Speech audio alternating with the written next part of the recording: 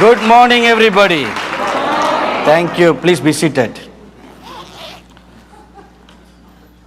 So I guess you would have noticed as soon as the pulpit went up, some shorty was coming. I trust you had a good sleep last night. Did you? Our God is a good God, doesn't He?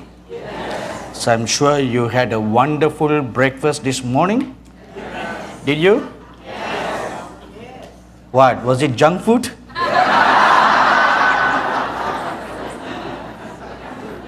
I don't mean that kind of breakfast, you know. You had a wonderful breakfast through Dr. Bruce Allen. Amen. So now let's have some brunch. Because it's still morning, you know.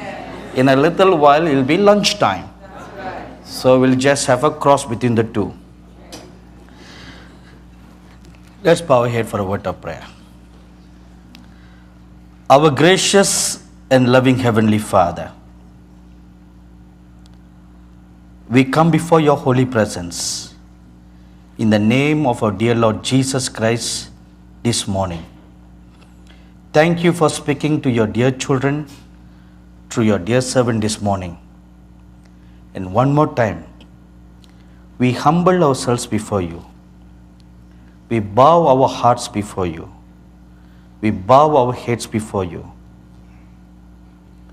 And we want to say, speak, Lord, for your servants and your handmaidens will hear what you will instruct us concerning these last days, our purposes and our destinies, and what we should do, how we should conduct ourselves, how we should prepare ourselves to know you, to be known by you, and to know your ways. Now we pray, make yourselves known, Lord.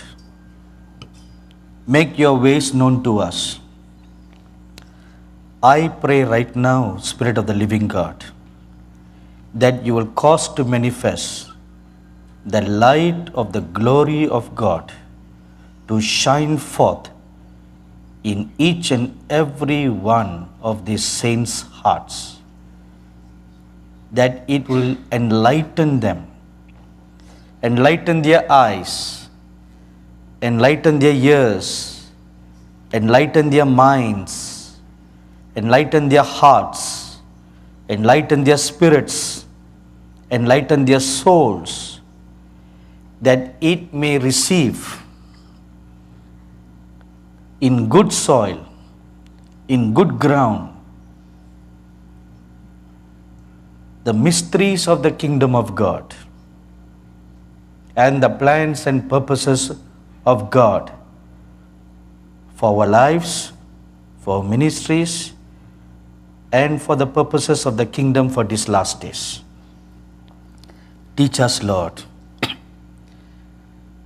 We, as little children, come running to the Father. And as you had gathered your disciples aside to you and spoke unto them, not in parables, but explaining clearly and plainly the mysteries of the kingdom of heaven. So now we ask you, speak to us plainly and make all things very clear to us. In the name of our dear Lord Jesus Christ we pray. Amen. I arrived about 3 days ago before this conference started. One reason is to overcome jet lag. You don't want to be sitting here and falling asleep. Or I don't want to be going into deep meditation while I'm preaching, you know.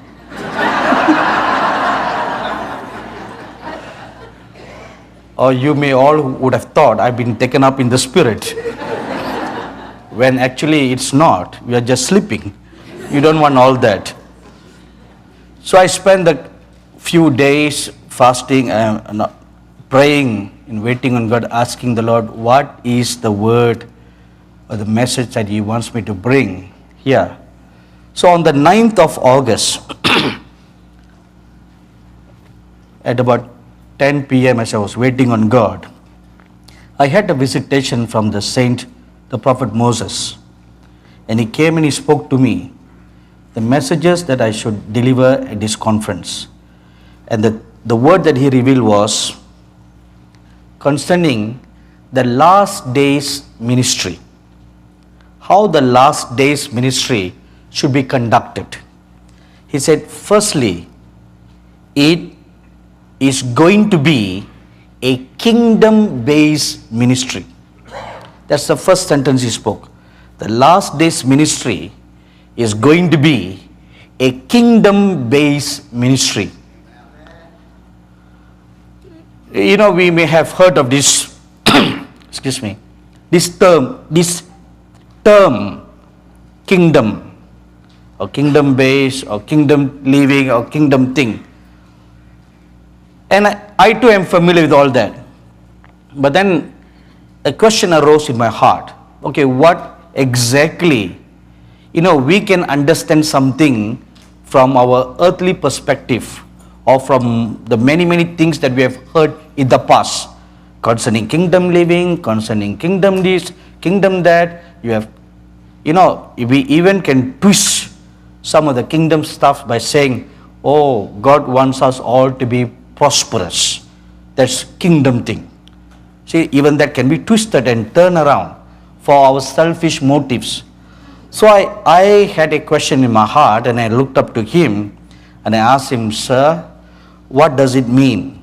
What does it mean that the last days ministry should be kingdom-based ministry?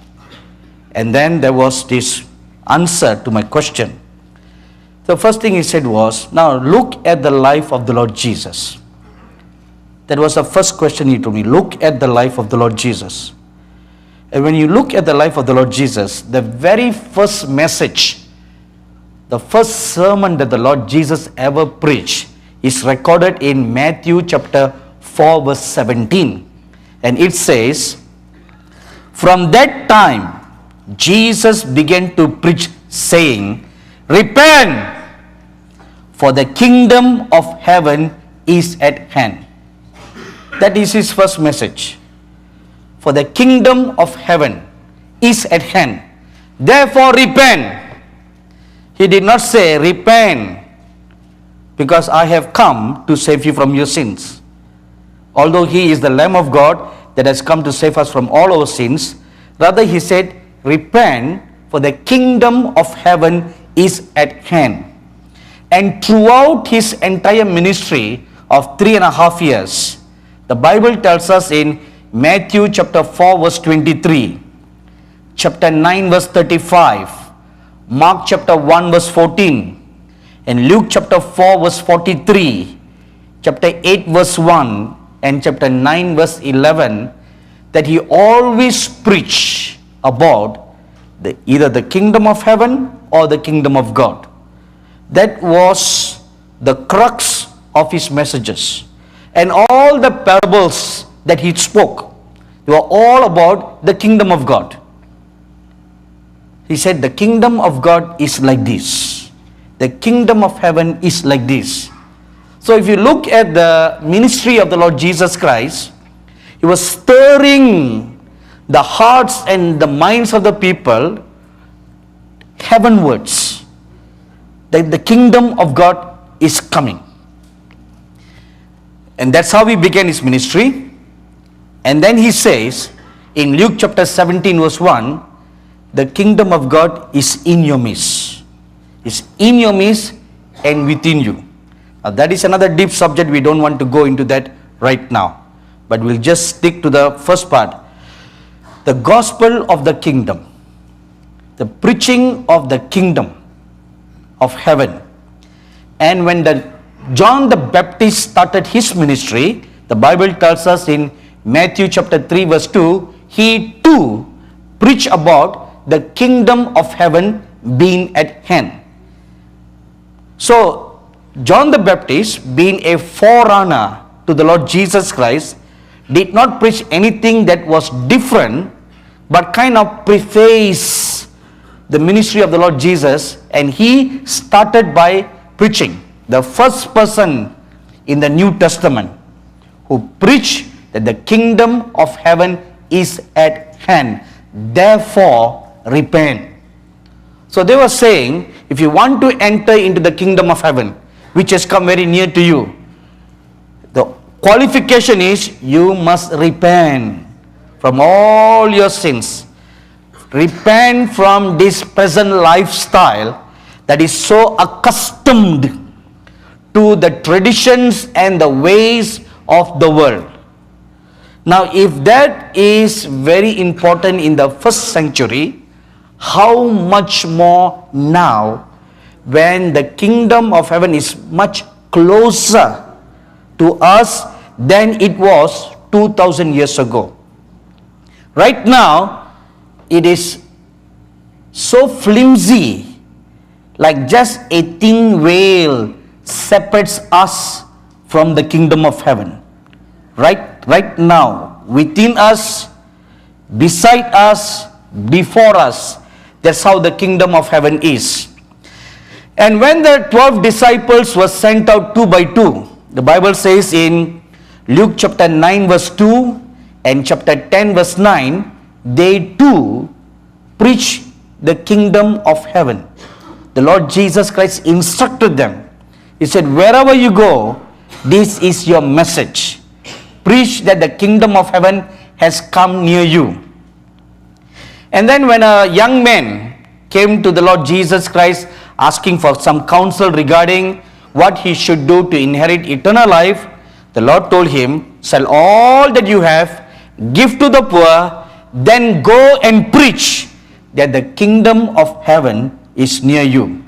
You'll find this in Luke chapter 9 verse 60.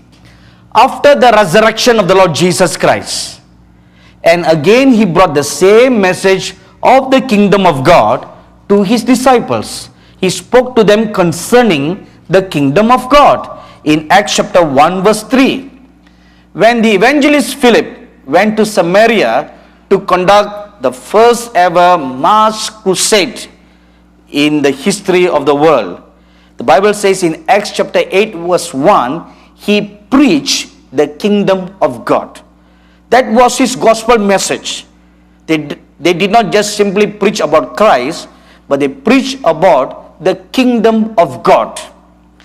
And then when Paul began his ministry, the Bible says in Acts chapter 18 verse 8, chapter 20 verse 25, and chapter 28 verses 30 and 31, he too preached the kingdom of God, or the gospel of the kingdom.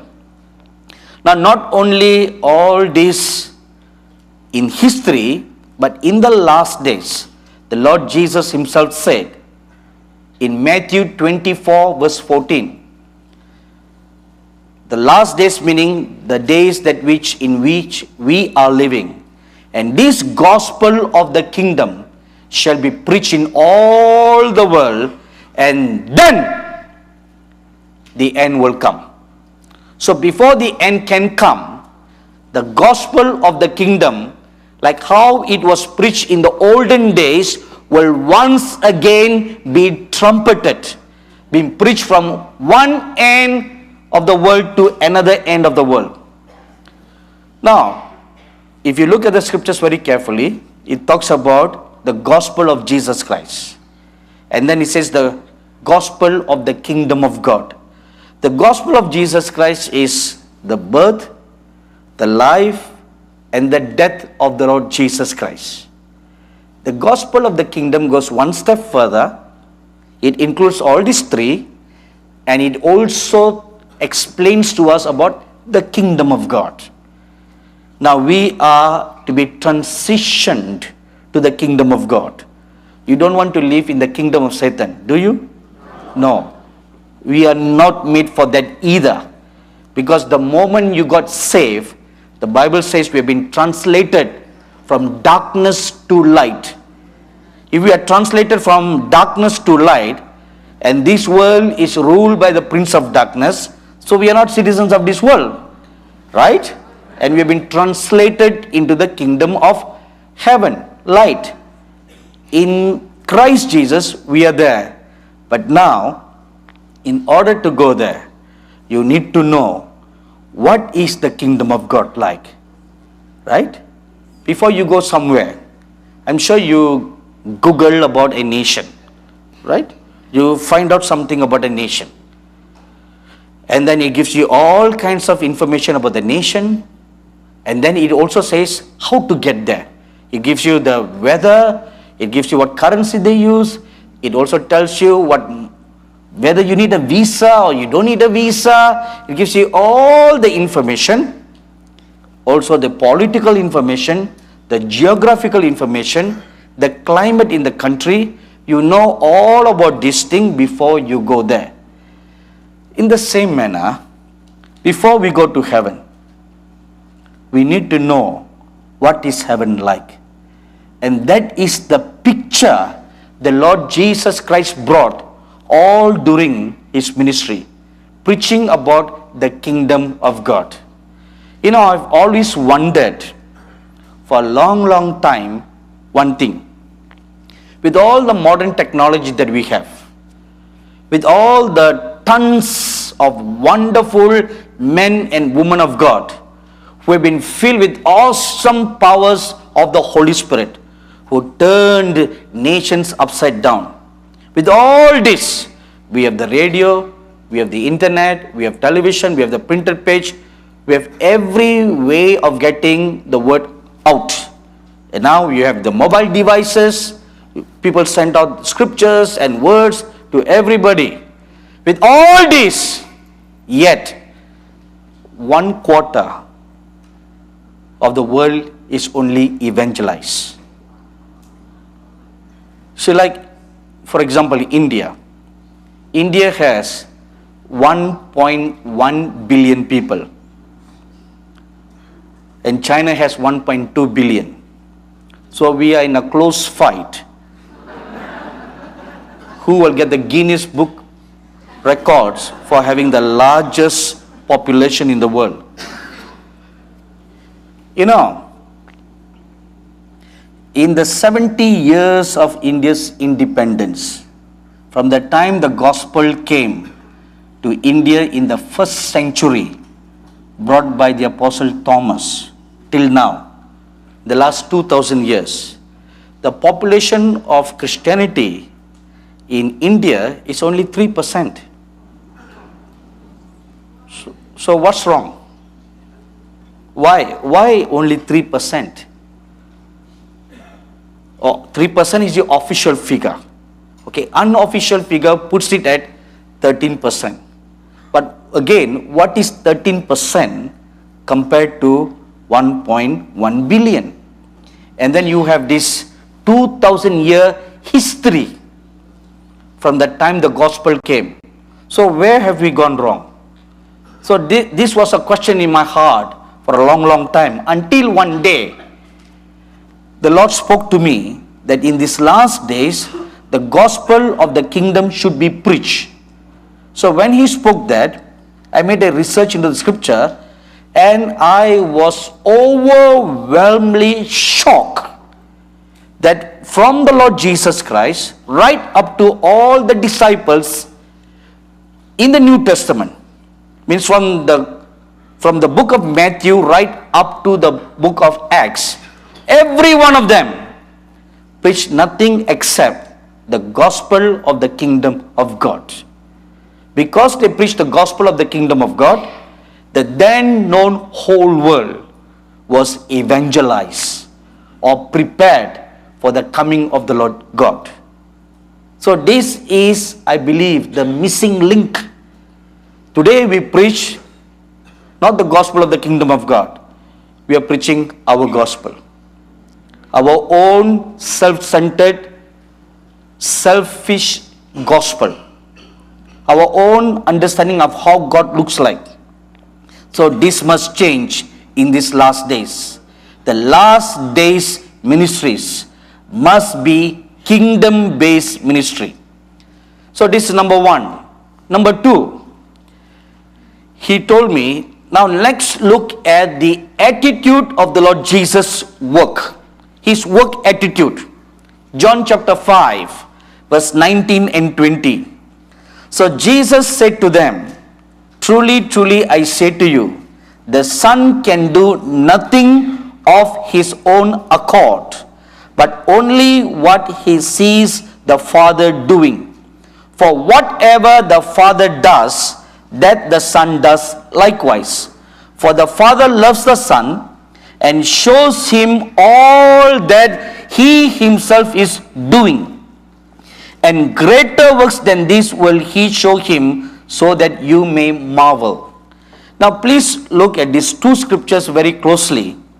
It says here, the Son can do nothing of his own accord, except only that which he sees the Father doing. Which simply tells us, the Lord Jesus Christ, though being God, did not do anything of his own accord.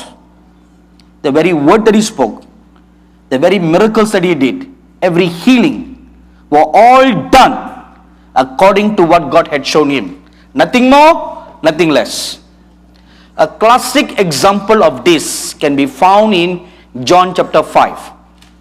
He goes to the pool of Bethesda, and there it says there are tons of people all around the pool waiting for an angel of healing to come and move the waters.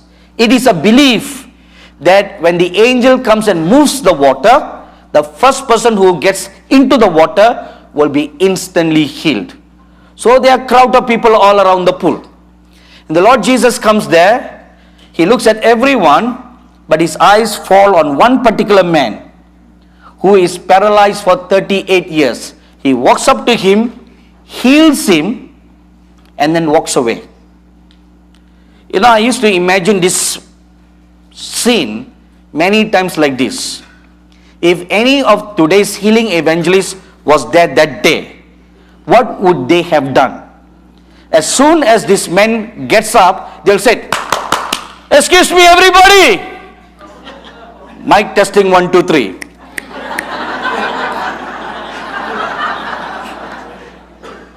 I don't understand why every time they test the mic, it's always 1, 2, 3, not 4, 5, 6.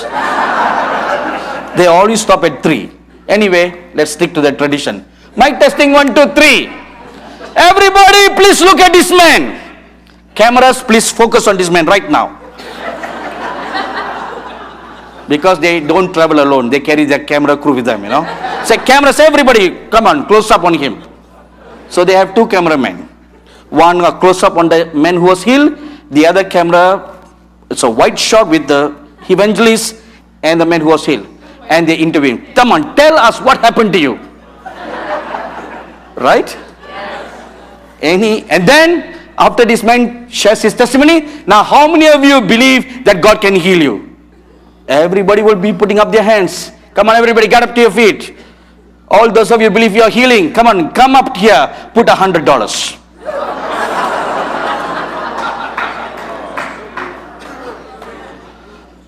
Right? But look at the Lord Jesus. He healed that man and he just walked away. No fanfare. He even told the man, don't tell anybody.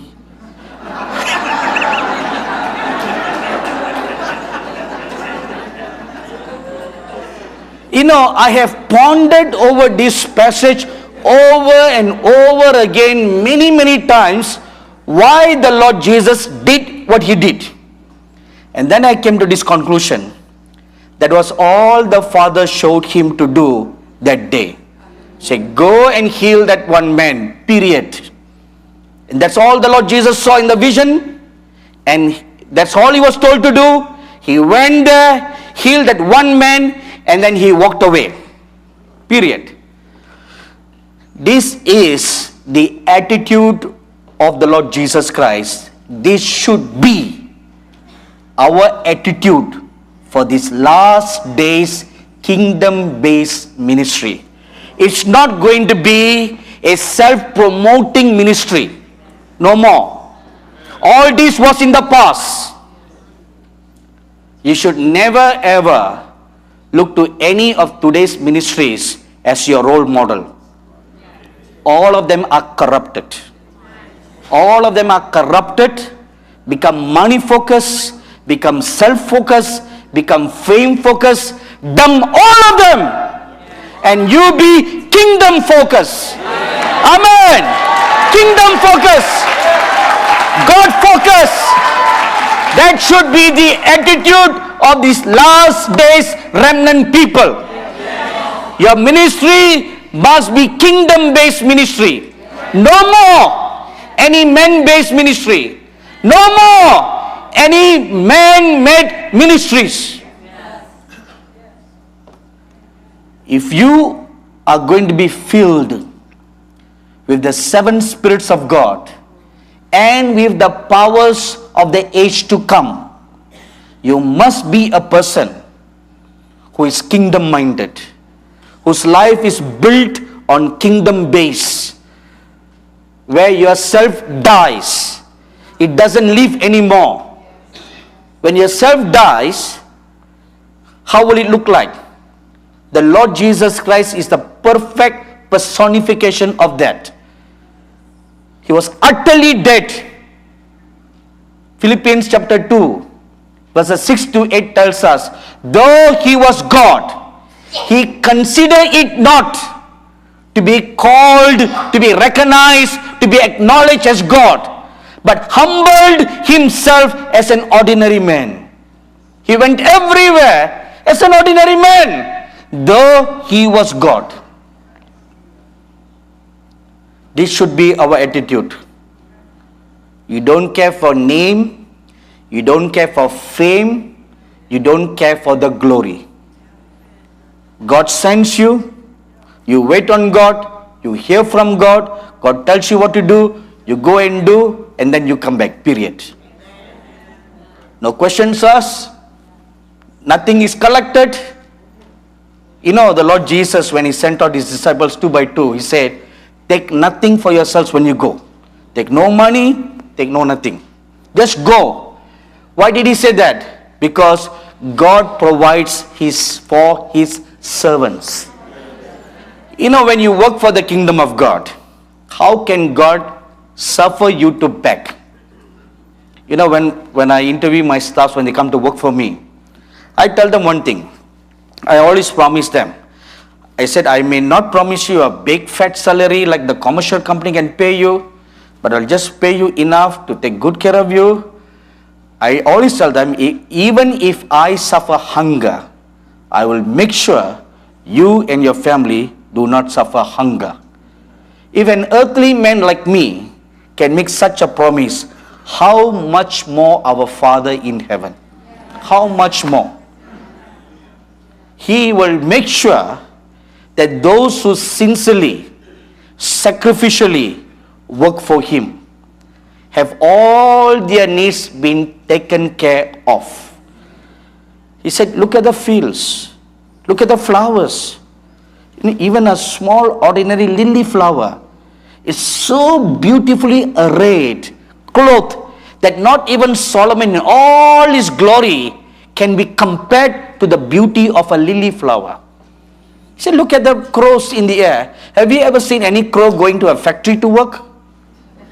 Have you ever seen any crow going to the office at 9 in the morning and then punching the name card or punching on the fingerprint, attended sir? No, it just simply flies here, it just simply flies there. You know, just 2 days ago, I got up in the morning to make myself a cup of tea. And while the water was boiling, I just stood by the window just to see outside. And I saw a small little bird, smaller than a sparrow. It was flying and then hopping. It will fly a little distance and then it sits down. I was wondering how come it was doing this. Then I saw it was chasing after a small butterfly. The butterfly was flying away from the bird, and the bird has prayed for food that morning. Say, Father, give us my daily bread. And God sent the butterfly. And the butterfly was praying, Lord, keep me from all evil.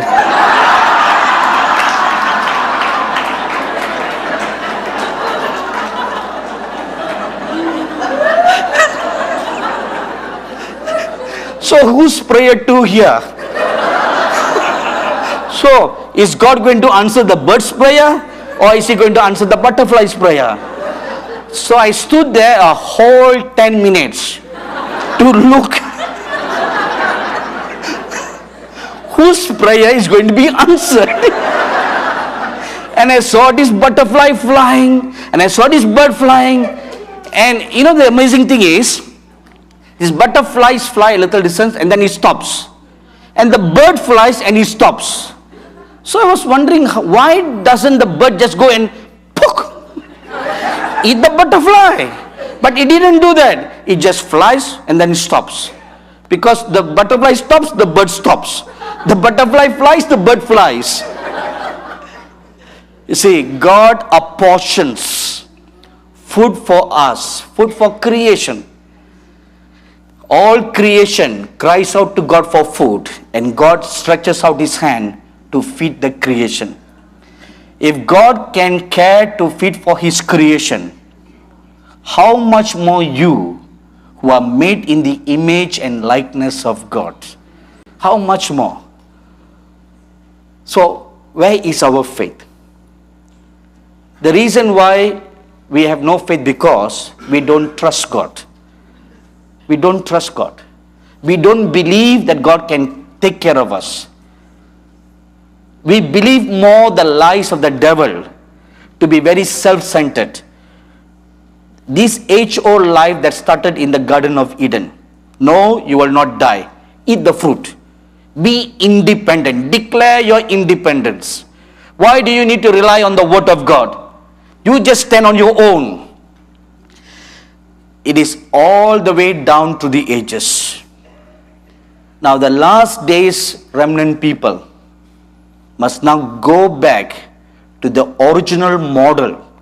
See, when there's a first, there will always be a repetition of the first. The Lord Jesus said, I'm the Alpha and the Omega, which means a thing that begins in him will also end in him. The pattern that began in him, the same pattern will be reformulated, repeated in the last days for the culmination of the history before the coming of the Lord Jesus. That kingdom-based ministry, how does it look like? What should be its focus? Its focus is this: no self-centeredness, no self-origination, which means you don't originate anything of your own. Let me do this, let me do that. No. No self-centeredness, no self-origination, no self-will, and no self-birth ministry. You don't want to do anything on your own because it sounds good. It sounds wonderful. You don't want to do that unless and until God tells you what to do. If God didn't tell you to do anything, don't do. You know, it's not how great a ministry that you do on this earth reflects how great you are in the kingdom of God. I'm sure you have heard this particular book that's mentioned several times in this conference, The Final Quest. We all read that? An excellent book to read. If you have not, go to the book table and get the book. Now, among the many visions that our dear brother Rick Joyner was blessed by God to see in heaven, on one occasion, as he was conversing with the Lord in heaven, he glanced and looked at several saints who were seated on thrones. And among the many saints, his attention was particularly drawn to one particular man who was seated on the throne with the glamour and the glory of a king. So, every now and then, Rick Joyner's attention, though the Lord was speaking to him, would be defocused, and he will turn and look at this man. And then he will pull himself and look at the Lord again. So this went on for a long time. And then he asked the Lord, Lord, who is that man? That he looks so gloriously, and Rick personally thought, this man who looks so gloriously seated on the throne must be someone so great on the earth. He must have done a great ministry for the Lord, for God to honor him with such an exalted position in heaven. So the Lord looked at him and asked, don't you recognize him? He said, no, Lord. He said, that man's name is Angelo. He used to be a beggar living by your street. He said, is that man? He said, yes, that's the one. Now Rick could not recognize him because now he looked so glorious. He did not look sickly. He did not look thin. Then he asked the Lord, okay, Lord, and how many thousands of souls have he saved? The Lord said, only 2. Just 2? Yes, only 2. Because that was all that I apportioned for him to do. This is point number 1. All the work that I asked him to do was just to save 2 souls. And he did that work perfectly, obediently. Second thing, what made him so glorious?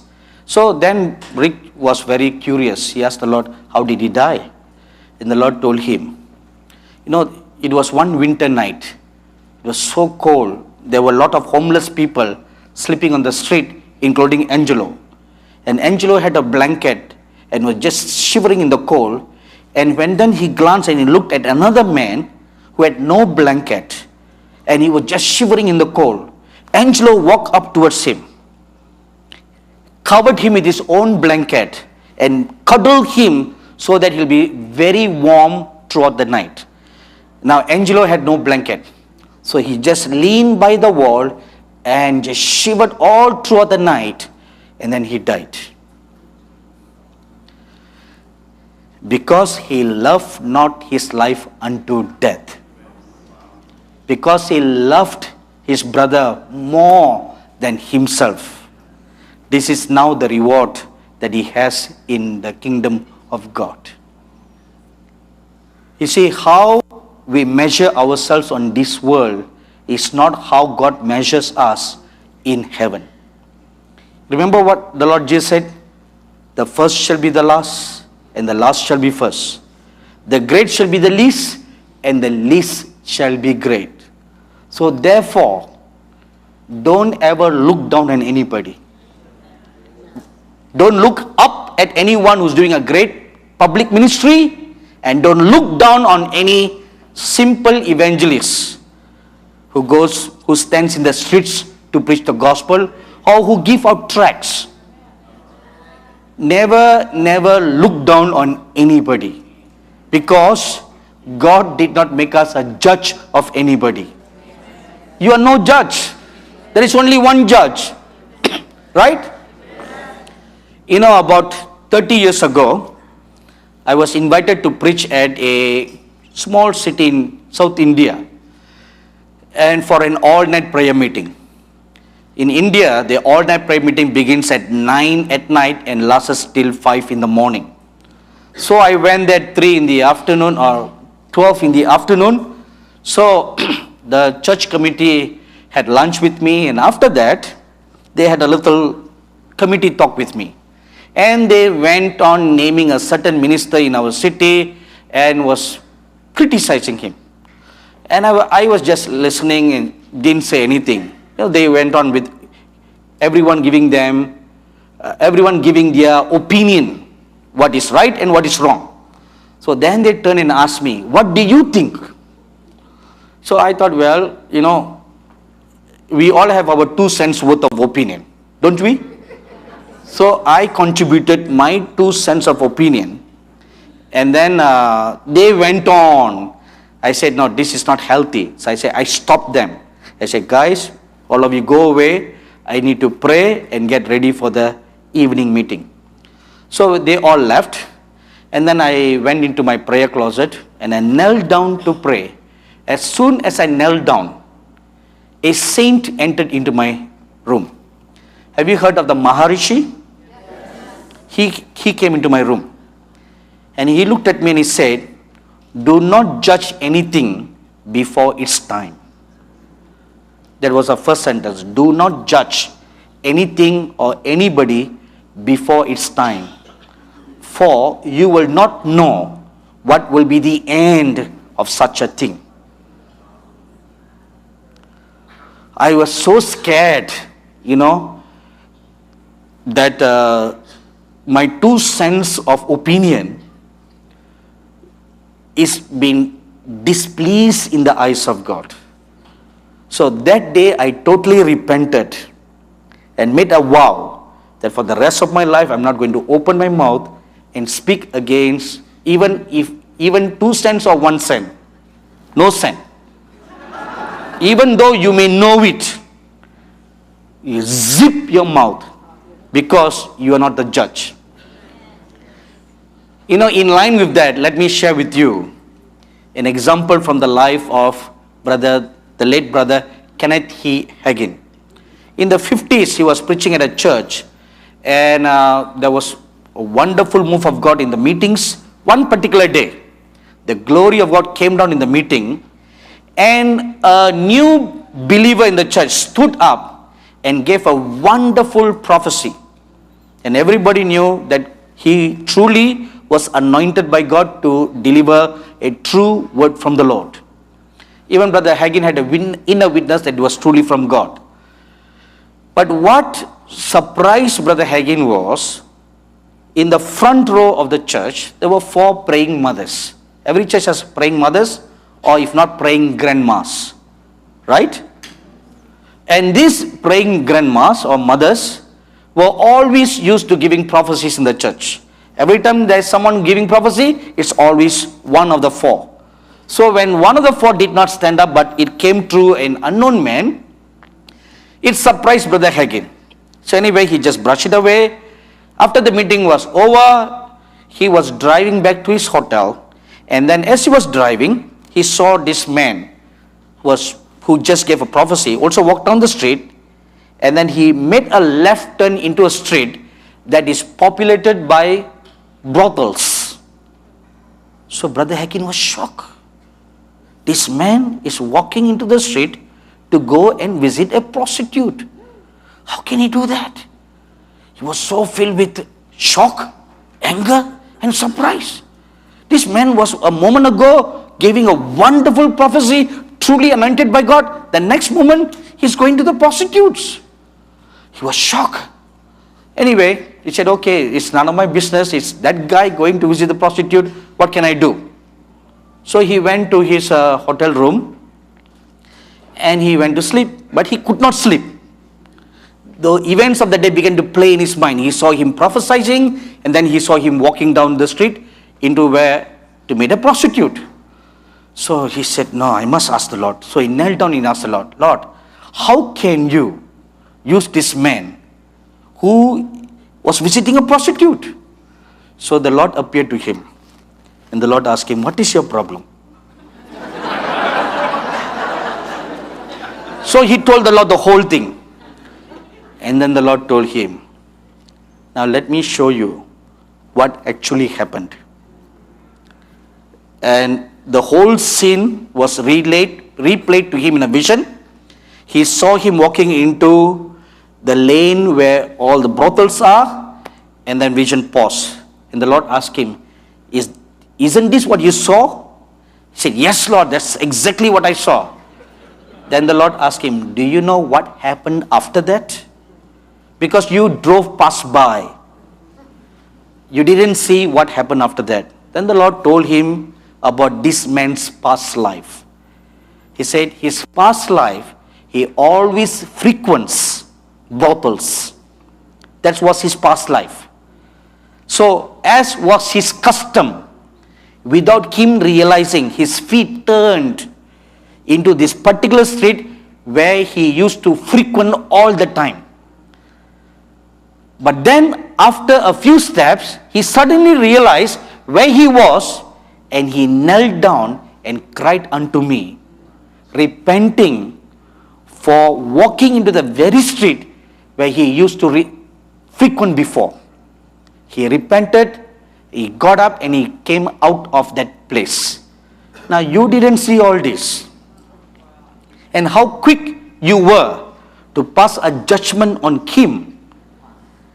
Then the Lord said, now let me tell you something about those four mothers whom you hold in high esteem. He said those four mothers have been living in disobedience for the last 30 years. I told them to do something and they have not done since this past 30 years.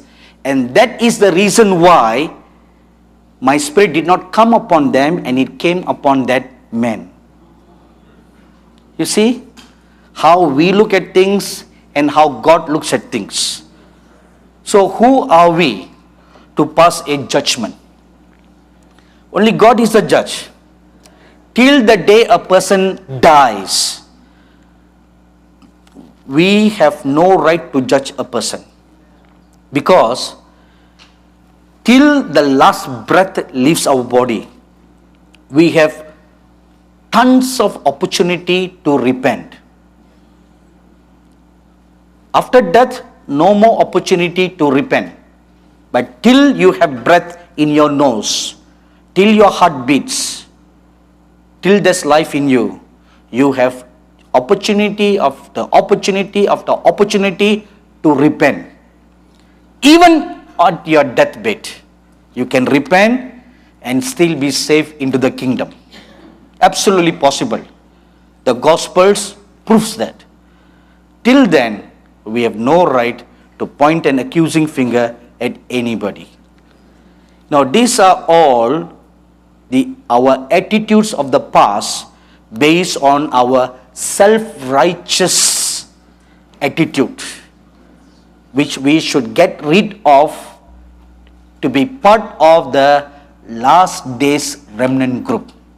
Because the last days remnant group is going to be a group that will walk in the love of God. And is going to be walk in the fullness of the glory of God. And the fullness of the glory of God is nothing but the character of the goodness of God.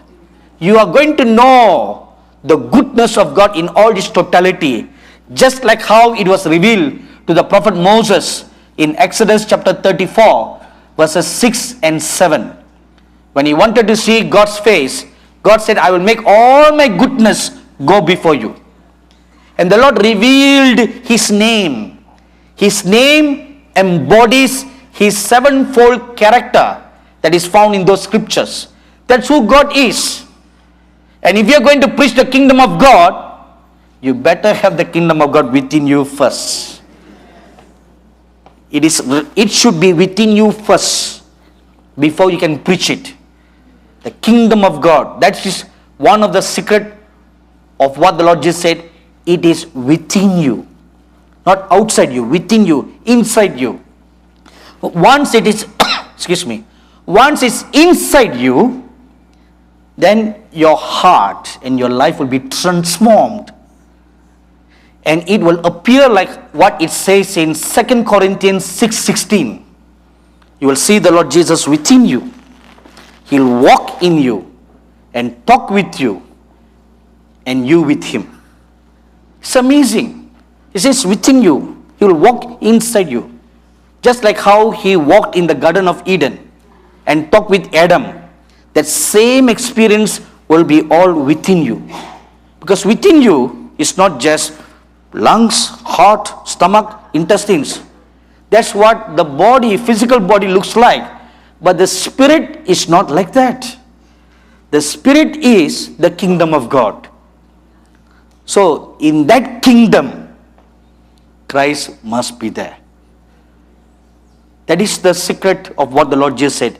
It is within you. Within you. Not somewhere far away. Which means you can go in and come out. And that is another secret of what he meant. You, in John chapter 10, you can come in and go out and find true pasture. It's not somewhere far out there. It's all within you. And that can only be realized when you learn to wait on God. If you are going to rush up and down, instead of sitting and eating in a restaurant, you just drive through. See, all these are the evils in your society. And you're exporting it to all over the world now.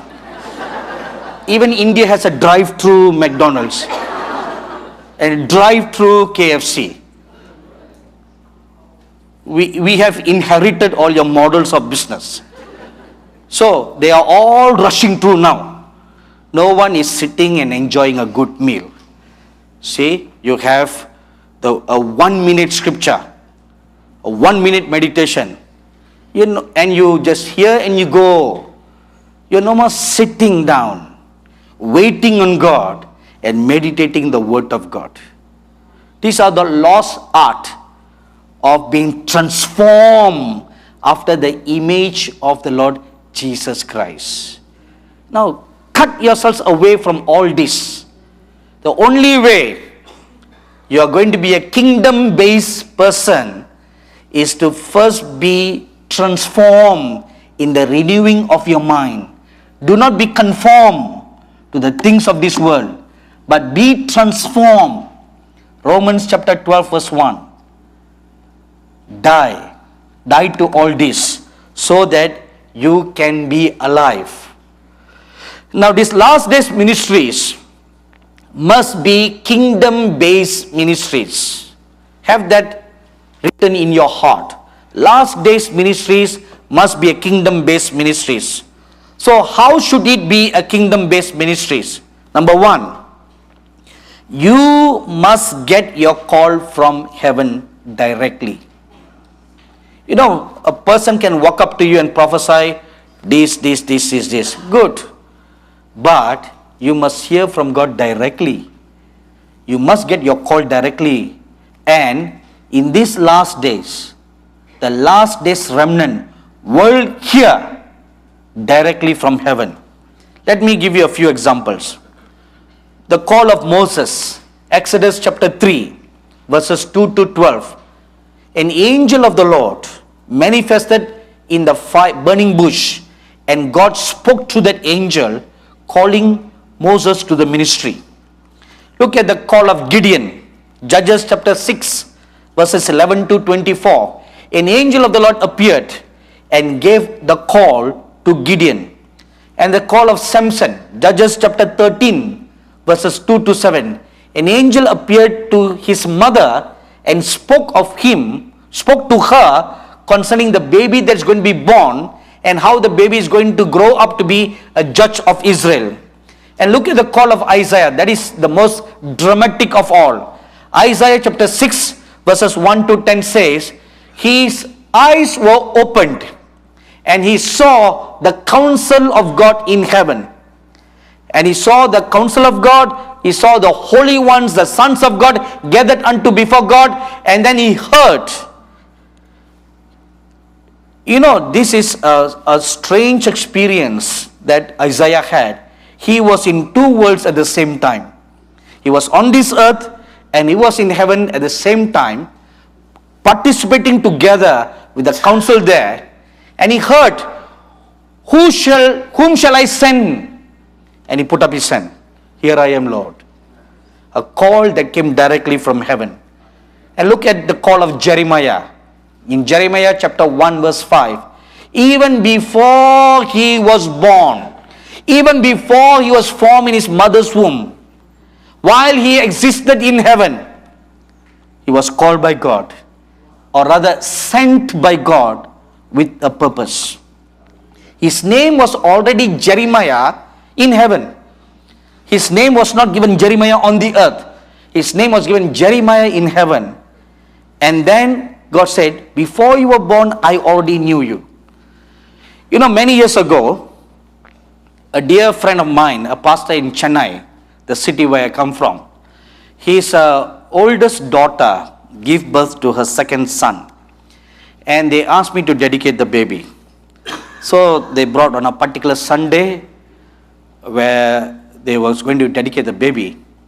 And so I took the baby, and before I dedicated, I asked the parents, what do you call him? So they said, this is the name that we have chosen for the baby.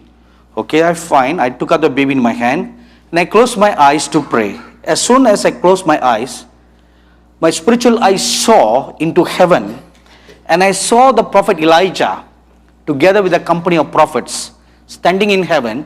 And he looked at me and he said, that is the wrong name that has been selected by the parents. That is not the name of the boy as it is written in heaven.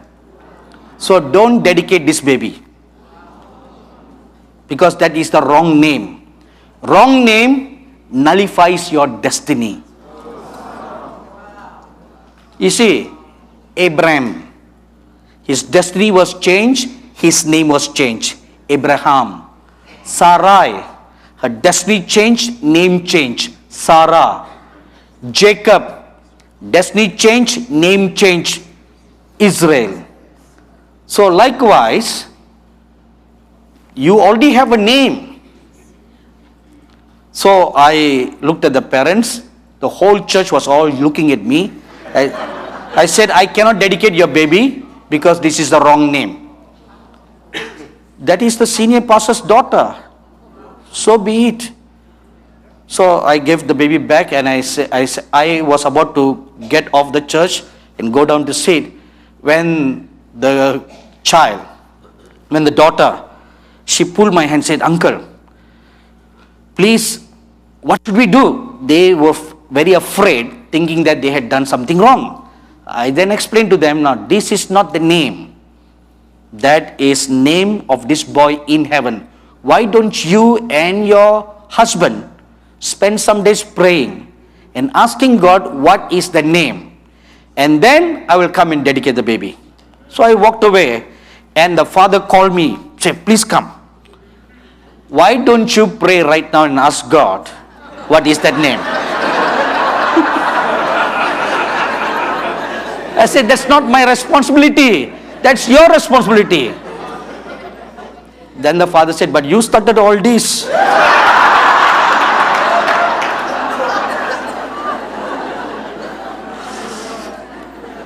So I said, all right.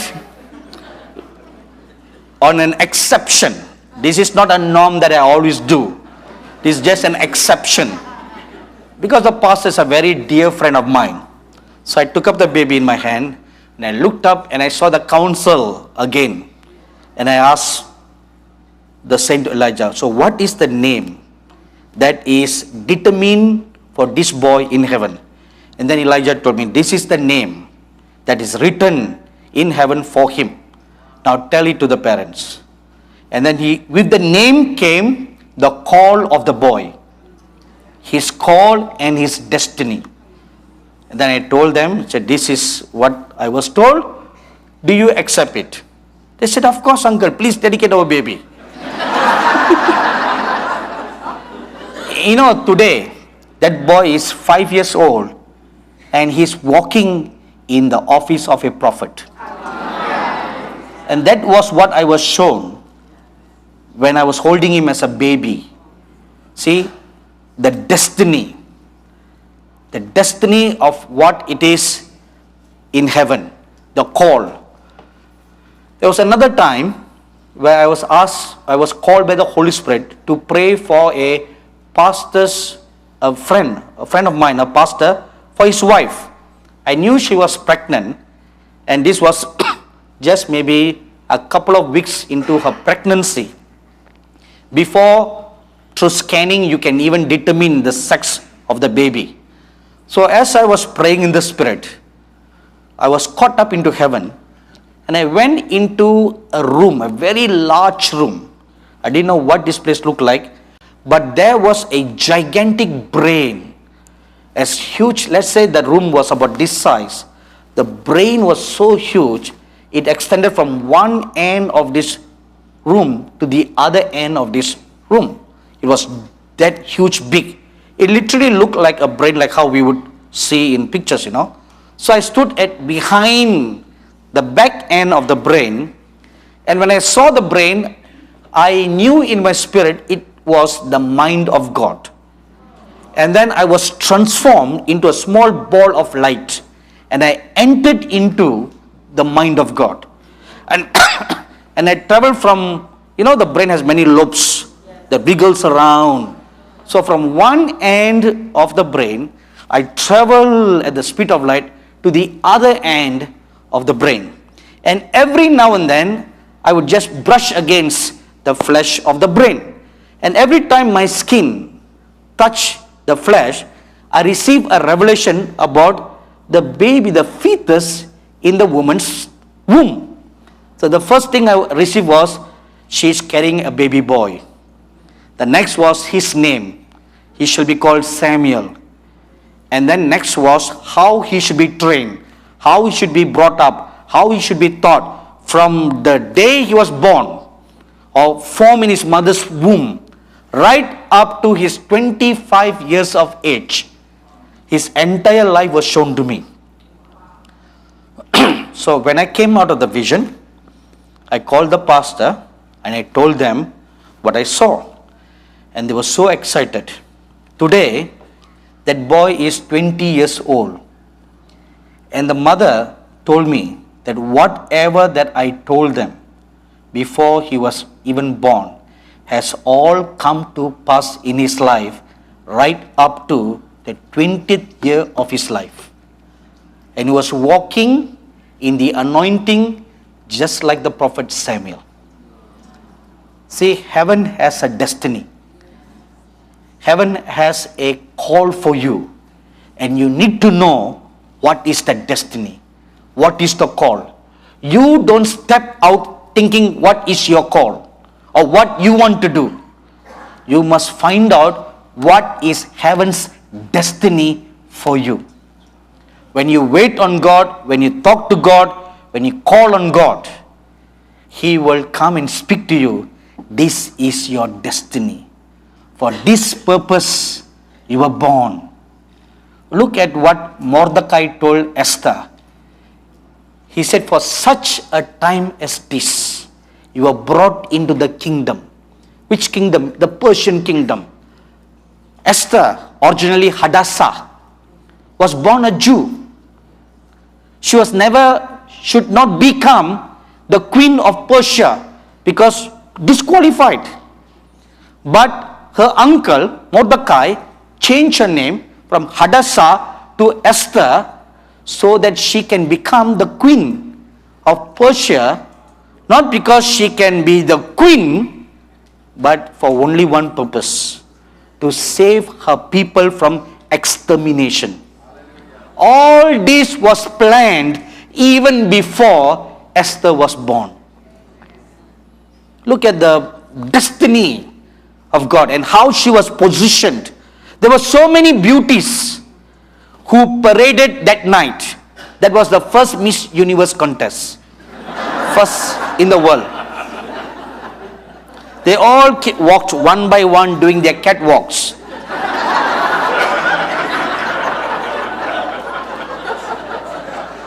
I don't know why they never call it a dog walk, you know.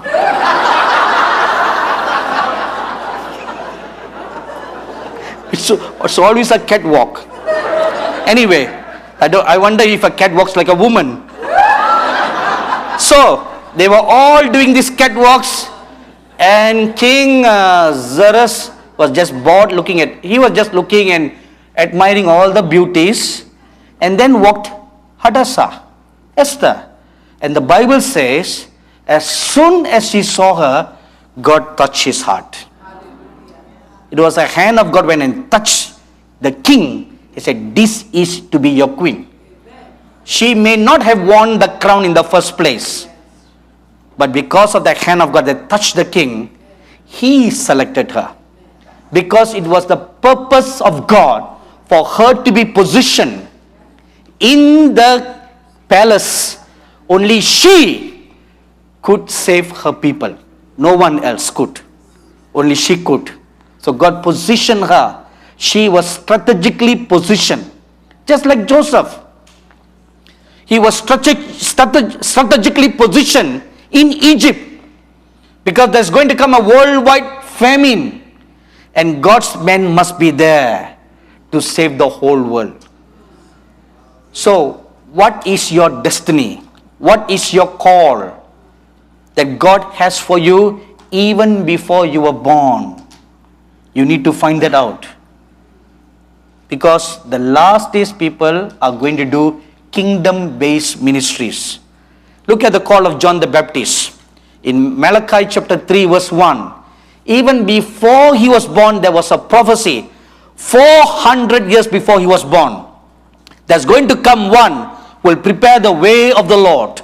And 400 years later, the angel Gabriel visits Zacharias, a priest in the temple, and say, to you and to your wife will be born a son, who shall be called John, for he shall prepare the way of the Lord.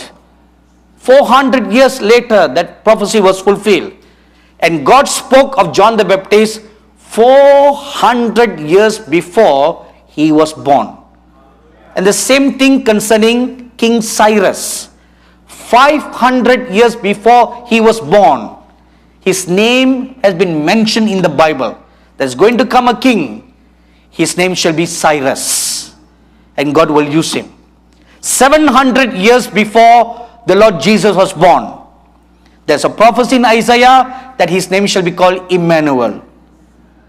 500 years before he was born, there was a prophecy that he will be born in Bethlehem. Everything precisely that which was determined in heaven, where a person should be born, is where they were born, not anywhere else. You know, for the Lord Jesus to be born in Bethlehem, the Lord God brought about or moved the Caesar of Rome to call for the first worldwide election. It's because of that they moved to Bethlehem. If not for that, they would not have moved to Bethlehem. The entire world was moved so that Jesus can be born in Bethlehem. Look at that. Destiny. What is your heaven-sent destiny? You need to find that out. And look at the call of the Apostle Paul. In Acts chapter 9, verse 15 and 16 says, he has been chosen by me to suffer for me. No, today's charismatic churches or the gospel of, in the midst of the gospel of prosperity, and now you have the gospel of hyper grace. They don't believe in sufferings anymore. They all believe that in the sweet by and by, we'll all be living happily ever after. But that's not what the Bible teaches, you know. All those who live godly in Christ Jesus shall suffer persecution. So if you're not suffering persecution, it means you're not living godly. Period. Amen? Amen. Isn't it simple? It's self-explanatory. You don't need any explanation for all that. Paul, the Apostle Paul, was purposely chosen, destined by God to bear the name of God before kings, before governors, before Gentiles, and also to suffer for his sake. So even the sufferings that the Apostle Paul went through were part of his call.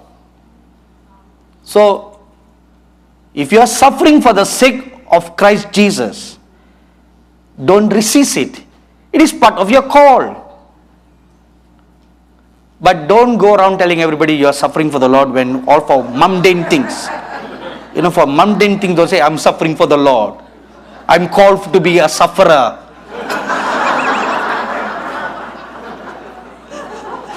I know some of you will say that after listening to all this, you know. There'll always be someone who will put up their hand and say, I have now the ministry of suffering. Secondly, you get your ministry plans from heaven. First, you get your call from heaven. Second, you get your ministry plans from heaven. And I'll give you 3 examples. The tabernacle of Moses was not his own invention. Exodus chapter 25 verse 40 says that he received this plan from heaven. He was taken up to heaven and shown all the patterns, and then God told him, do exactly like how you are told. Secondly, 1 Chronicles chapter 28 verses 11 to 12 tells us the Solomon's temple was a pattern that King David received from heaven. How it should be made for all. The entire blueprint was given to him. And thirdly, Acts chapter 13 verses 1 to 3 says, Paul and Barnabas been sent out as missionaries were a plan from God. So, you need to ask God, what is your destiny? Secondly, you need to get the plans for the ministry. Lord, what do you want me to do? Not what I want to do. What does God want me to do? Whether it is big ministry or small ministry, even giving out tracts. What do you want me to do? Where do you want me to go and give this one tract? You should ask God. Don't just simply go and throw the tracts everywhere, stand in every street corner, just mass distribute. Don't do that. You know, when I first went to Tibet in 1986, I brought a chunk of tracts with me, which were all confiscated by the Chinese police at the Tibet border. And after much begging, they gave me 8 tracts, one of each kind. So with 8 tracts, what can you do during a 1-week ministry? But that 8 tracts became a good tool for me to do a ministry very wisely in the plan of God. So now, I cannot just simply go and just give tracts to every person that I meet in the street. Now I prayed for every single tract, because I have only 8. And all the 8 tracts must hit the bull's eye. It must result in a salvation. You cannot say the sower goes and throws a seed, and out of the many seeds, some will come into the kingdom. Now I don't have that luxury. So every day I prayed many hours, Lord, to whom shall I give this tract? One day, at 3 o'clock in the morning, as I was praying, Sadhu Sundar Singh appeared before me in the spirit, and he said, God wants you to go to the Potala Palace. The Potala Palace is a 11-story high, 1,000 room palace that is similar to the White House of the US. And that is the home of the Dalai Lama and the home of the Parliament of the Tibet, and it also houses many, many Tibetans. So I told the saint, you know, I was just there yesterday. Why do I need to go there again? He just looked at me and said, I do not know about all that. God wants you to go to the... So God wants you to go there, you better go. So I said, all right. So what should I do next? He said, take the Gospel of John that you have and go there. Then I asked him, so what shall I do when I go there? It will be told you when you reach there. So I went to the palace, and I stood at the foothills by the steps, and I prayed. So what shall I do now, Holy Spirit? As I prayed those prayers, a 60-year-old monk walked past by me, and the Holy Spirit said, follow him. So I followed this monk. He went into all the rooms offering joss sticks, offering butter lamps, making all the prayers and offerings to all the idols that are in that palace. So I followed him. I would just stand behind him and then look at whatever he was doing, and he would turn and look at me, and he would wish me, I would wish him back, and then I just followed him in every rooms that we were going. I didn't know why I was following him. I was told, follow him. So after several rooms, you know, all the smoke was suffocating. So I came out of one of the rooms, and I asked the Lord, now what shall I do now? Should I just be following him to all the rooms? Then the Lord told me, when he comes out, go and give him the Gospel of John in your hand. So when this monk came out, I went to him, I wished him, and I took out the Gospel of John and I said, sir, this is for you. He opened and he read the first few scriptures in the Tibetan language, and tears started rolling down his eyes. You know, they were flowing like a river. And then he caught hold of my hand And he made me like blessing him. And he said, this was what I've been looking for all these years. Thank you for showing me this.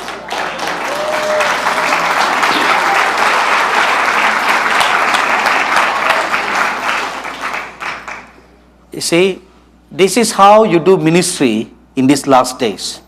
Kingdom-based, kingdom-led ministries. Not anything on your own.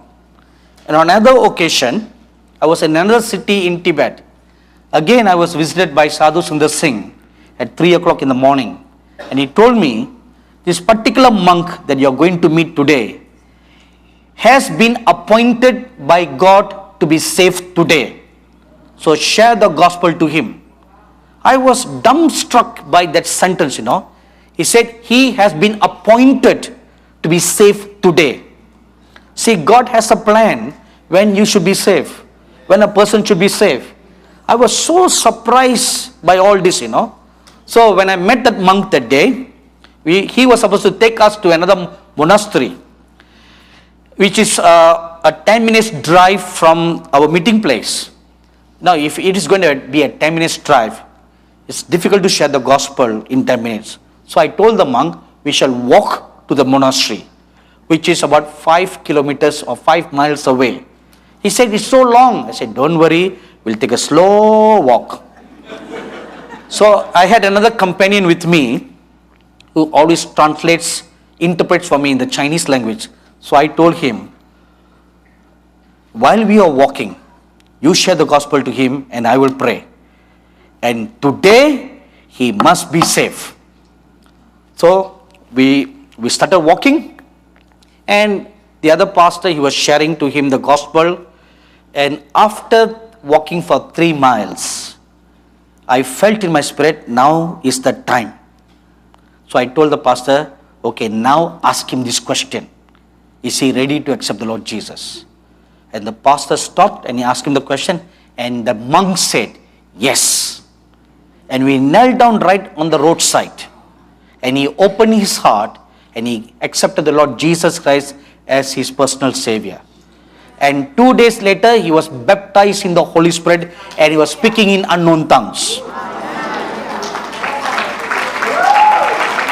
Amen. You see, this is the last days kingdom-based ministry. And the third thing is, you must be led and directed by the Spirit of God. You don't go on your own. The kingdom-based ministry should be led and directed by the Spirit of God. For example, let's look at the life of the Lord Jesus in John chapter 8, verses 28 and 29.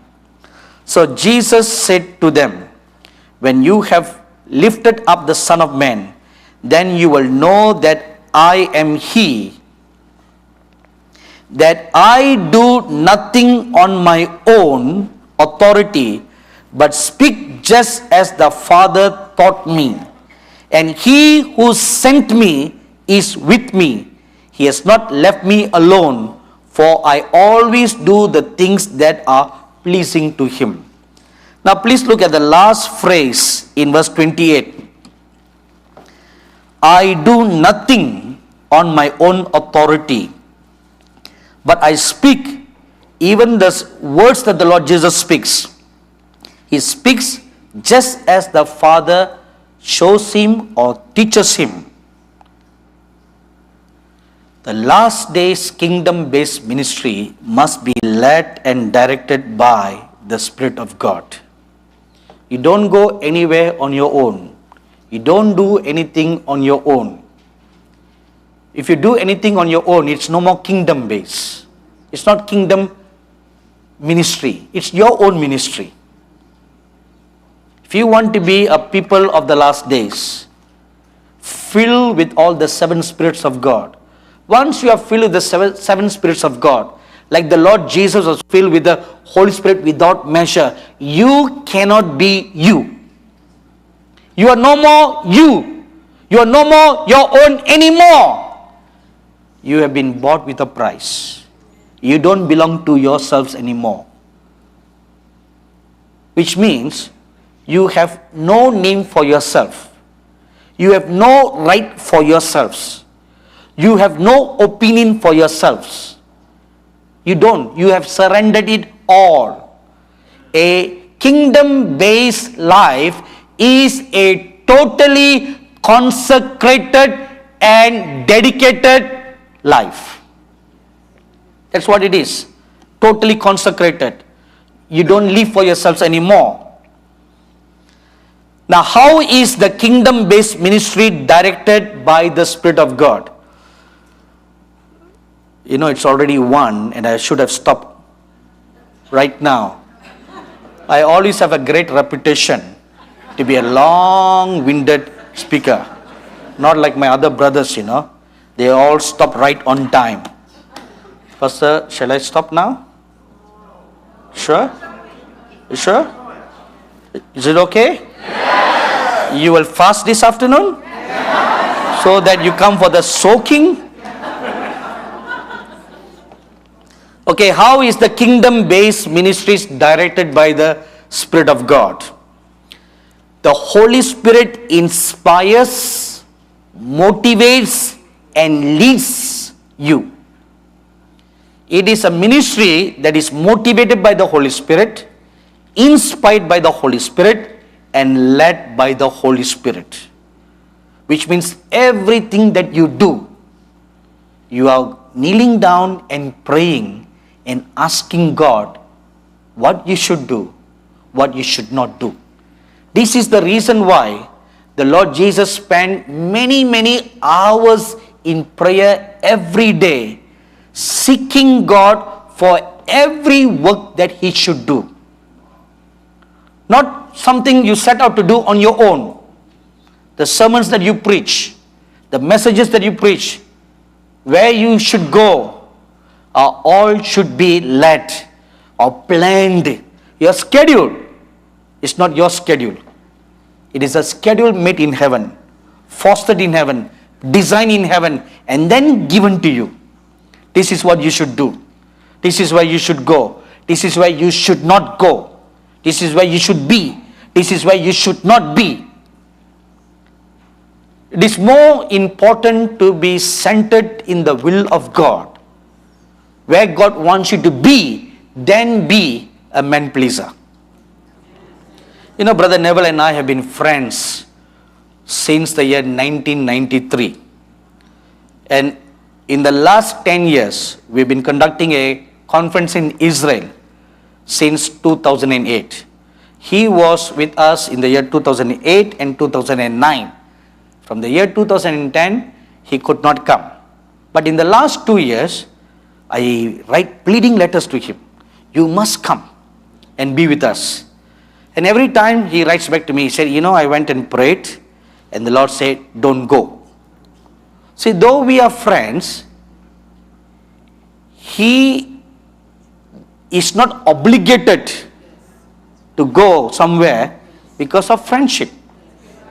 Friendship is something, obeying God is something else. To be in the center of God's will is something else. Friendship is something else.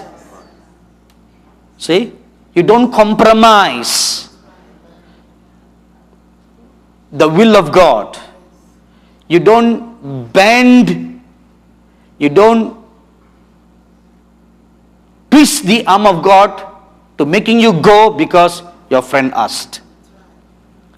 Doing that, God may allow you, but that will become the permissive will of God and not the acceptable and perfect will of God.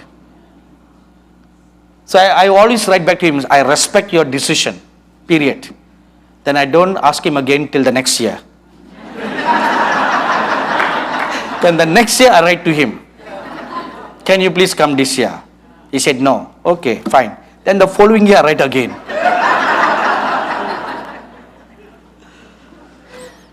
Now the Holy Spirit inspires, motivates and leads. Now how does he do that? Through 5 ways or 4 ways. The prophets prophesied. How did they prophesy? They were inspired and moved by the Holy Spirit. 2 Peter 1:21. You don't just simply prophesy whatever comes in your mind or whatever comes out of your heart. That is not God speaking. That is things coming out of your own heart, your own flesh. When a true prophecy comes, the Holy Spirit moves you. You are truly inspired. It bubbles up out of your innermost being like how a volcano will burst. That's how the prophecy comes. And look at Acts chapter 8 verse 29.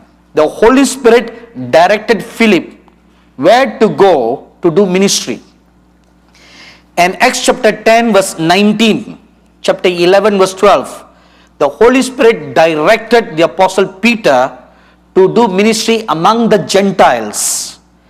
Acts chapter 16 verse 7, the Holy Spirit directed the Apostle Paul where not to go. He wanted to go to Asia, but the Holy Spirit said, no, now is not the time, don't go.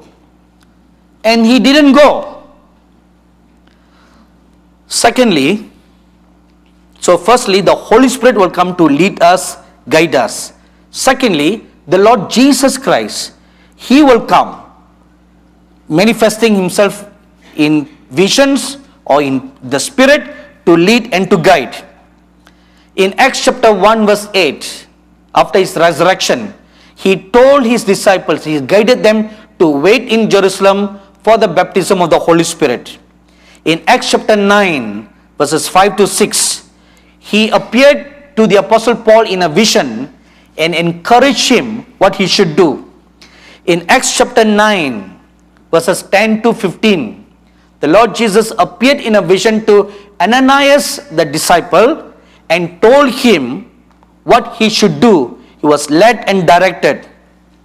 In Acts chapter 18 verse 9 and 10 and chapter 23 verse 11, the Lord Jesus appeared in the Spirit to the Apostle Paul and encouraged him in the ministry to continue suffering for the Lord, saying to him, you will not die in Israel, but you will only die in Rome. So don't worry, whatever the Jews are going to do to you, no matter how many times you are stoned, you will not die. Even when you are shipwrecked, you will not die, because your death has been planned, has been destined only to take place in Rome, not anywhere else. So that's comforting to know where you're going to die.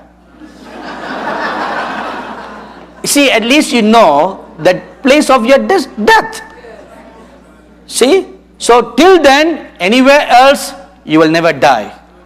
Even though you're put in the gas chamber, you're put in the electric chair, even the electricity will go nuts, but you will not die. The gas chamber, the gas will go up in a smoke, but you will not die. Just like Tom and Jerry, they are forever chasing each other.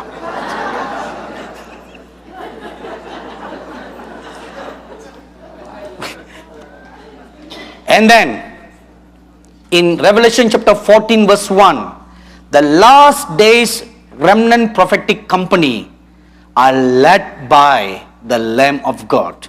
They follow Him wherever He goes. He goes before them.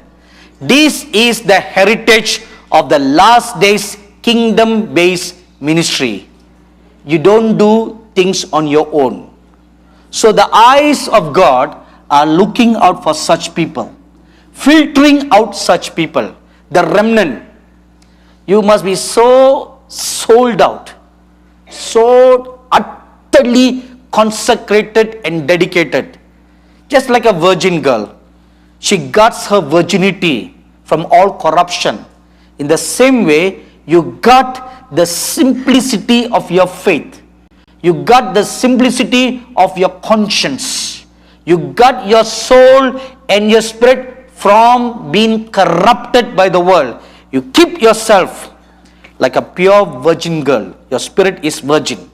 Your soul is virgin. Your mind is virgin. With that attitude, you follow the Lamb of God wherever He goes. That should be the consecrated attitude of the last days generation. In all the previous generation, they've walked in their own ways. But this last generation should not walk in their own ways, because you are the last generation. The last generation, as I mentioned last night, cannot afford to make a mistake like all the previous generations have done. This is the reason why the company of the cloud of witnesses, they come to work together with us, to encourage us, to join hands with us and tell us, okay, don't do the mistake that I made. They encourage us, okay, what were the pitfalls? What caused the prophet, who is the meekest of all men, to blow up his temper, so that instead of speaking to the rock, he struck the rock? What made him do that? Only he can answer that question, right? So, when you get the privilege to meet with him, then he will tell you what actually happened that day that caused him to lose his cool. And then he will counsel you, you don't do that. How you can guard yourselves from repeating his mistake. Elijah will come and tell you what caused him to run away from Jezebel. What made him do that? And every one of the disciples will come and tell you, Paul will come and tell you what made him cause to lose his cool and flare up and had a big quarrel with Barnabas, that they split it up. Which a decision which he regretted much later. Because eventually he loved Mark as his dear son. So only these saints can come and tell us, okay, we made these mistakes. This generation, this last generation cannot afford to make this mistake, because we have passed you the baton. Now you are holding the baton. You are the last runner. The last runner cannot drop the baton. Because if you drop the baton, you lose the race. You don't have time. You don't have another lap to run. This is the last. Whatever mistakes you have done in the past, God has erased it. God has forgiven you. God has restored you and brought you back into favor. Now from this point of favor, you walk in your destiny. Not turning back, not looking back. You are going to walk in your destiny, keeping your eyes only on the Ark of the Covenant. If you read Joshua chapter 3, God told Joshua and the company, let the priests bear the ark and go and step on the Jordan River and go, and let there be a long space between the ark and the people. And God said, because you have not walked this way before, for I'm going to lead you by a new way. I'm going to lead you in a new destiny. No more your old way. No more the past. New path. All the old forgiven. All the old forgotten. All the old erased. You are going to walk new. So keep your eyes only on the ark. Keep your eyes only on the kingdom of God. The last days ministry must be a kingdom-based ministry. When it is a kingdom-based ministry, you are led by the Holy Spirit. You are led by the Lord Jesus Christ. And angels of God will come to lead you. Now if you look at the lives of Moses in Exodus chapter 23 verse 20 to 23. The life of Joshua in Joshua chapter 5 verse 13 to 15. Elijah in 1 Kings 19 verses 5 to 7. 2 Kings chapter 1 verse 3 and 15. Philip, Acts chapter 8 verse 26 and 27. Peter, Acts chapter 12 verses 6 to 11. And Paul, Acts chapter 27 verses 23 to 24. In all these men that I just quoted to you, angels of God came and led them. You know, God has his system of administration. You cannot say, no, I don't want the angel. I want Holy Spirit to lead me and guide me. You know, like I mentioned to you yesterday, this gospel, this last days gospel is hidden to the eyes of those who are lost to the riches of the kingdom of God. there will forever be the established church leadership who will oppose all this. They say, no, all this is unscriptural. We should only be led by the Holy Spirit. And they'll quote you Romans chapter 8, verse 14 and 15. That we are all, those who are the children of God, are led by the Holy Spirit. Of course, it is still the Holy Spirit who directs the angel to lead you. The angels of God don't do anything on their own. They are messengers of God. They cannot do anything on their own. They come to you because they are sent by God. See, when the angel Gabriel came to Zechariah and to Mary, he said, I am Gabriel who stands in the presence of God. And the Bible says, the angel Gabriel was sent by God. He did not come on his own. He was sent by God. And when Gabriel appeared to Daniel, he said, from the first day that you pray, I was sent by God in answer to your prayer. So they come in sent by God. So God leads us. It is His administrative style. So we have no right to question, Lord, don't send your angel. I want you to speak to me directly. How can the clay speak to the potter how the clay should be fashioned? Right? The clay has no right. The potter has a design in his mind how he's going to fashion the clay. Finally, in the kingdom of God, there are also the saints of God who come to lead and to guide us. And let me give you 3 examples. Daniel. In Daniel chapter 12, verses 4 to 13, you will read that 2 saints come and tell Daniel what is going to happen in the last days and what he should do. So don't worry about all these revelations that you have received. Seal them up and this is your place. He gives them a direction what he should do. And Luke chapter 9, verses 30 and 31. A greatest example is the Lord Jesus Christ. When he was praying on the Mount of Transfiguration, Moses and Elijah appeared to the Lord Jesus. And listen, and they spoke to him concerning the manner of death which he was going to accomplish in Jerusalem. Now look at this word.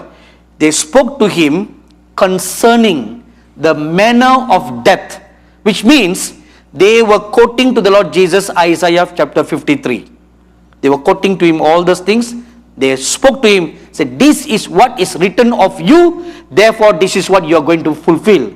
They also quoted to him Psalms 22, which is written concerning what the Messiah should even speak on the cross. You know, it's a beautiful screenplay all written out. Whatever the Lord spoke on the cross, he spoke exactly as what it is already written thousands of years before.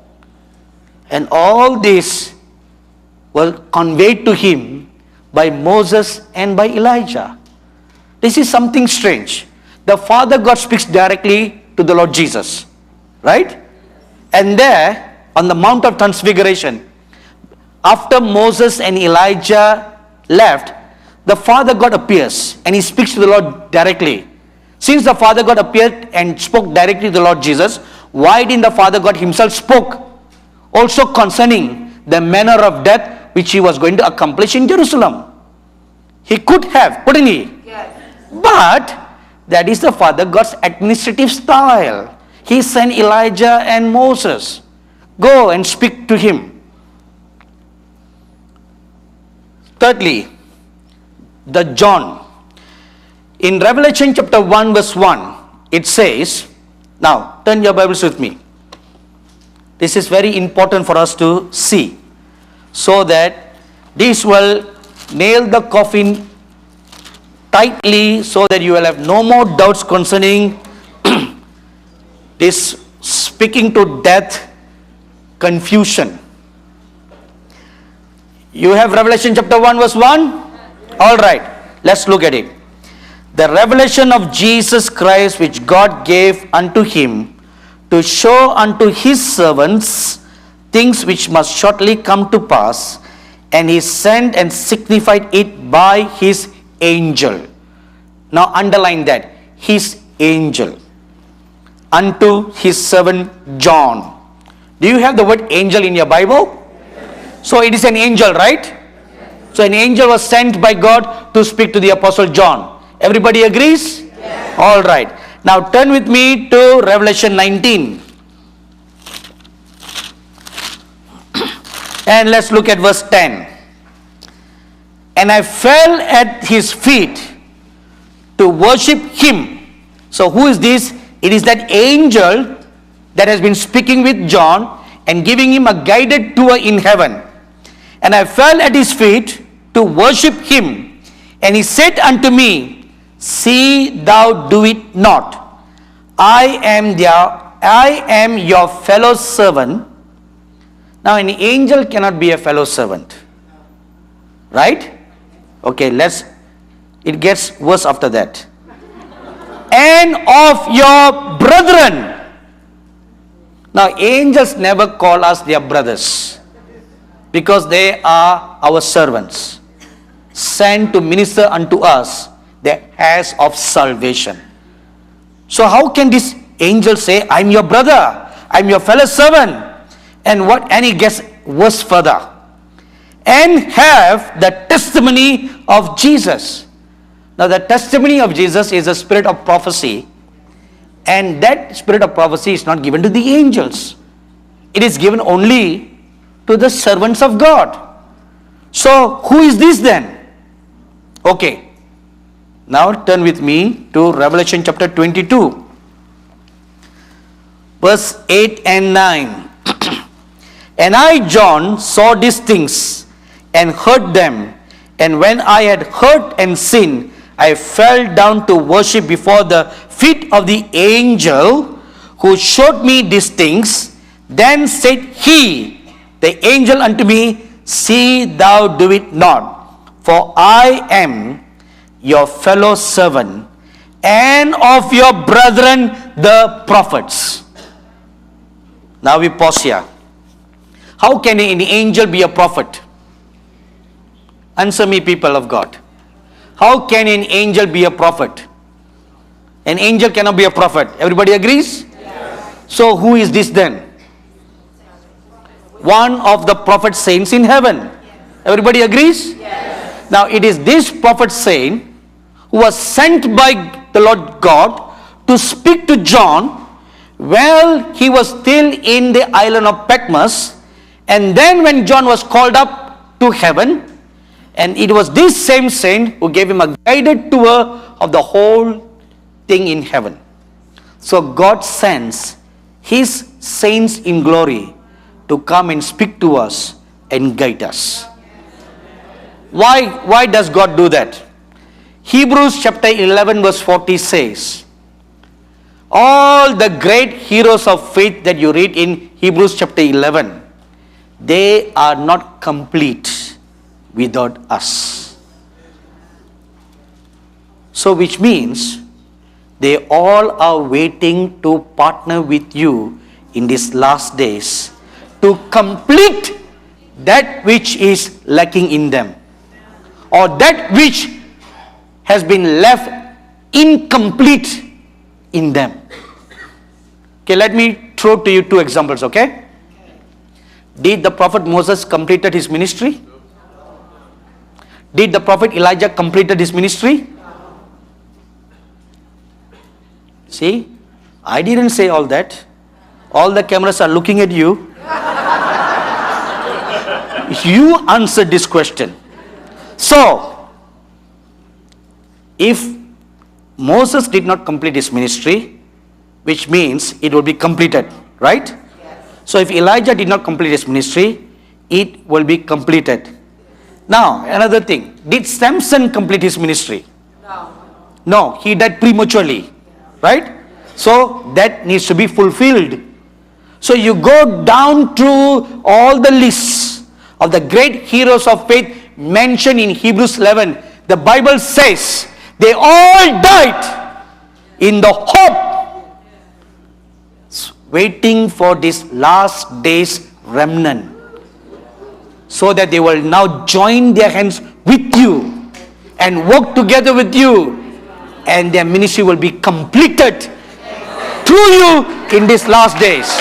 Amen.